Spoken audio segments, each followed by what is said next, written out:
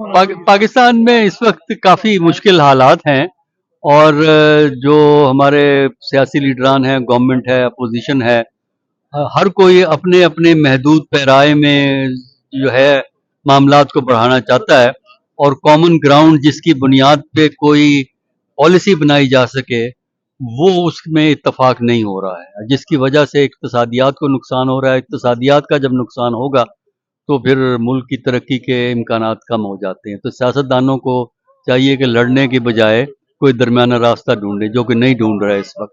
Supreme court का जो latest judgement आया है उससे थोड़ा सा चांस तो बढ़ गया है इस अमेंडमेंट के मंजूर होने का, लेकिन अब भी उनके पास मुकम्मल नंबर नहीं है, तो इस बात का इम्कान है कि शायद ये अमेंडमेंट ना हो सके।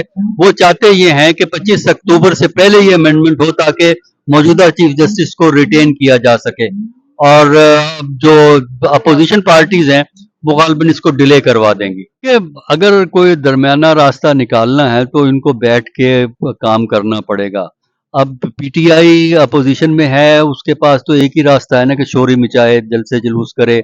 गवर्नमेंट के पास जो हथियार है वो स्टेट एपरेटस है, पुलिस है, रेंजर्स हैं, कानून है, आर्मी है, तो वो उनके खिलाफ इस्तेमाल करते हैं। तो जब तक ये एक दूसरे के खिलाफ जो है ना तबाह करने की पॉलिसी को ख़त्म नहीं करते, उस वक्त तक ये झगड़े चलते रहेंगे।